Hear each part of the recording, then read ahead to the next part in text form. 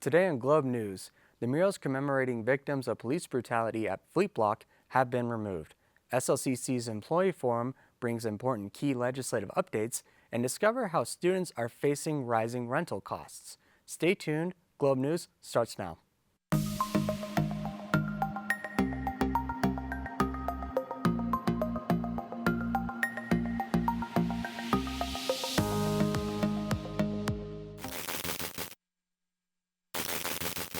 Welcome to Globe News. I'm Andy Monreal.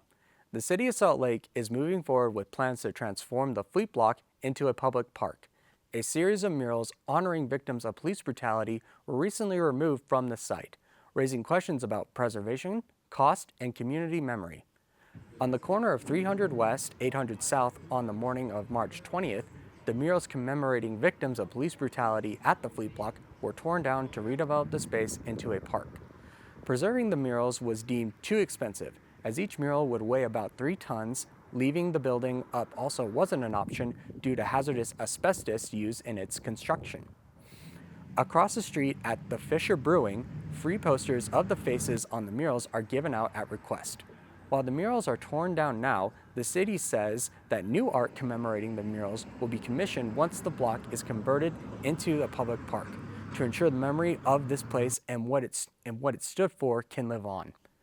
What's happening, Bruins? On Tuesday, April 22nd at the Taylorsville Redwood campus, there will be a Paint the Pot, Take the Plant event.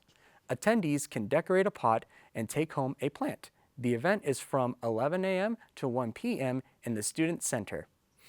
What's happening, Bruins? Head over to the South City campus for the Resonance Club Open Mic. It's a great opportunity to showcase talent or enjoy performances from fellow students. The event runs from 1:30 p.m. to 9 p.m. in the Student Forum on Thursday, April 24th. On March 25th, there was a President's Forum for the SLCC employees at the Miller campus.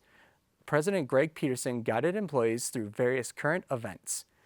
SLCC's mission is to engage and support students in educational pathways leading to successful transfer and meaningful employment. Peterson reminded everyone that they would stay focused on this mission while charting a path through change and organizing SLCC to navigate future change. Peterson reminded the employees that they can't avoid change, but they can make sure they are consistent and fair. The House Bill 265 was the first topic to be discussed.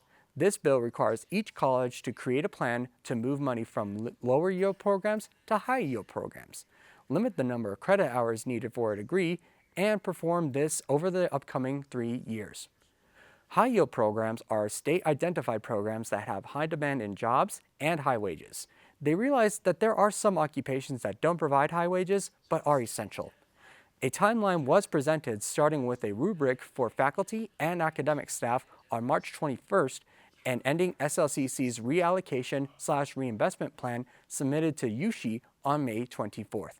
Feedback from faculty and staff on the use and quality of the tool used to determine which programs will be affected will be referenced throughout the process. HB 267 and SB 327 will impact the SLCC's employee representative groups, but SLCC believes the participation of faculty and staff in governance brings value in fulfilling their mission. HB 267 takes away the ability for teachers, firefighters, nurses, and police to collectively bargain for fair wages, benefits, and working conditions. SB 327 defines who would be considered public employees.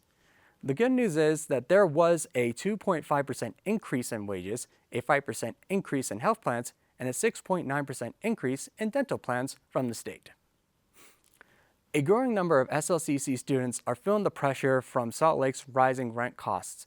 With no on-campus housing available yet, many are forced to find alternative and creative arrangements. Samantha Alegre has more on this story. Rent costs across Salt Lake City continue to climb, putting pressure on college students who already juggle academics and part-time work. At Salt Lake Community College, students are struggling to find affordable options close to campus.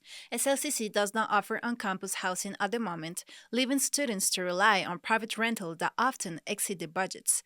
One student saw the need and found a solution that multiple students are opting for, a choice that is not just for himself, but for others too.